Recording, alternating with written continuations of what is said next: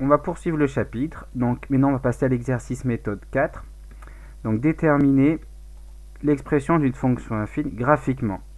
Donc précédemment, nous avons vu dans l'exercice méthode 3 comment déterminer l'expression d'une fonction affine par le calcul. Là, ça va être beaucoup plus simple puisqu'on va voir que ce sera par le graphisme. Donc question 1, justifier que f est une fonction affine.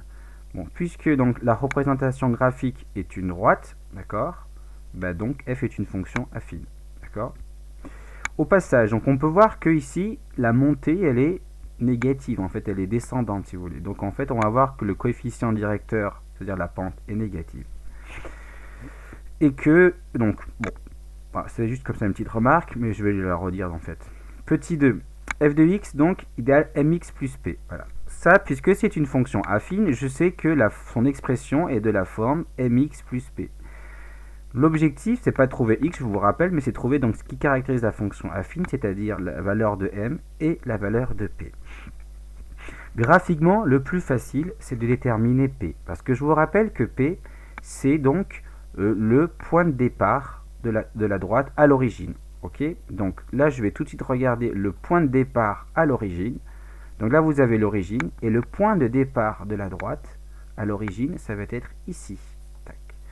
Donc là, je vois automatiquement que la valeur de P, elle vaut combien? Donc si on considère que 1 carreau, c'est une unité, d'ailleurs que je n'ai pas précisé, c'est vrai qu'il faudrait être précisé, là il y a 1, et bien sûr là il y a 1, et là il y a 0, vous pouvez le rajouter. Donc ça c'est la droite de F. Donc le point de départ à l'origine ici, c'est donc 1, 2. Donc ici, on lit bien que P est égal à 2. Donc première chose, on peut dire que P est égal à 2. Du coup, on a donc graphiquement, voilà, vous pouvez écrire, graphiquement, P est égal à 2. Tout ça, c'est graphique, il n'y a rien de précis. C'est-à-dire que là, finalement, je peux le dire 2, mais rien ne nous dit qu'on est à 1,9 ou 2,001. C'est vraiment purement graphique. On n'a pas la précision comme dans l'exercice méthode précédent, l'exercice méthode 3, où là, en fait, c'était par le calcul qu'on trouvait les valeurs de P ici et de M ici. D'accord? Ensuite, il faut calculer, maintenant, il me reste à trouver M. Donc, pour trouver M, il y a deux manières de le voir, mais je vais donc utiliser la première manière qui est la plus générale. On va se donner deux points de la droite, d'accord? Attention, il faut trouver deux, et c'est là où vous aimez pas ça, parce qu'il faudra choisir deux points. Donc, suivant vos choix, le voisin ne prendra pas forcément les mêmes points. Mais il faut prendre des points, pas n'importe lesquels, des points qui passent par des intersections de carreaux. Donc, par exemple, ce point-là, il n'est pas pertinent, puisque il ne tombe pas sur des intersections de carreaux. Donc là, le point qu'ici, il est sur des intersections de carreaux, et j'en prends celui que je veux, je vais prendre par exemple celui-ci. Donc pour que ce soit bien clair, les intersections de carreaux, c'est ici, là, voilà, ici. Alors si je prends un point ici, admettons là, vous voyez ici, ben ça c'est pas pertinent parce que ça n'est pas sur des intersections de carreaux. Je ne pourrais pas lire correctement l'abscisse et ici l'ordonnée. Vous voyez? Donc c'est ça qu'il faut voir. Donc j'ai pris ces points-là parce que je vais parfaitement lire l'abscisse et parfaitement lire l'ordonnée. Donc là, ça tombe. Si j'appelle ça ce point A, ici, vous avez en abscisse, vous avez 2 et en ordonnée, vous avez 1. Si je prends ici le point B, j'ai en abscisse le XB qui vaut moins 1, moins 2. Et en ordonnée, ici, j'ai donc 1, 2, et là j'ai donc 3. Donc ces points-là vont être importants. Ils vont me permettre donc de calculer la pente, c'est-à-dire le coefficient directeur de la droite. Donc là j'ai les deux, donc je sais peut-être pas, ça fait trop de choses, il y aura trop de choses il y aura trop de points. Donc je vais utiliser la propriété 3 qu'on a vu précédemment, qui me permet de calculer le coefficient directeur. Donc c'est YA moins YB sur XA moins XB. Je commence par A, les coordonnées de A moins les coordonnées de B, pour faire simplement.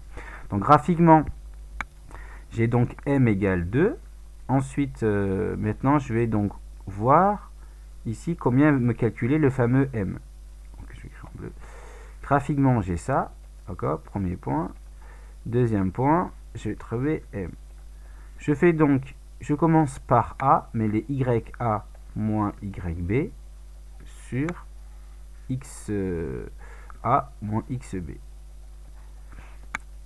Mais je regarde. Donc je regarde les Y ici. Ici, YA, je lis c'est 1. Et YB, ici, c'est 3. Donc pour que ce soit clair, là, vous avez le YB. Et là, j'ai le YA. Ok? Là. Donc en fait, je vais faire YA moins YB. C'est-à-dire, je vais faire 1 moins 3. Donc ici, je vais faire 1 moins 3. Sur XA, pardon, moins XB. Ben donc je regarde le XA, il est ici, ça c'est XA. D'accord, vous le voyez là. Et le XB, donc ici, là, l'abscisse de B, donc B, là vous avez XB. Donc je vais faire 2 moins 2. Attention, ok, 2 moins 2. Donc il y a le 2 de XA, moins, d'accord, lorsqu'il y a un moins ici. Et le XB, c'est moins 2. Donc je mets des parenthèses. Donc je calcule, ça fait 1 moins 3 moins 2. 2 moins 2, ça fait 2 plus 2, finalement ça fait 4. Je pourrais simplifier au passage. Moins 2 sur 4, c'est aussi moins, plus loin, 1 sur 2. Donc vous voyez ici, le coefficient directeur, il est négatif. Et on le voit bien graphiquement, puisque là on a une montée négative. Le M pour monter, vous avez une montée négative, c'est-à-dire qu'une montée où vous descendez. Donc vous comprenez, là, c'est... Si j'avais trouvé une valeur positive, ça n'aura pas été cohérent par rapport à la représentation graphique. Puisque là, je pouvais anticiper déjà que le résultat était négatif. Donc au final, j'ai trouvé mon fameux P et mon fameux M grâce au graphique. Mais il n'y a aucune précision, je le rappelle. Hein. Donc conclusion, ici, je peux donc avoir l'expression de la fonction affine. Donc j'ai donc f de x égale mx plus p avec m qui vaut moins 1,5. Si vous voulez, je mets moins 0,5. En général, vous préférez les valeurs décimales que la forme fractionnaire. Mx plus P, donc P vaut 2.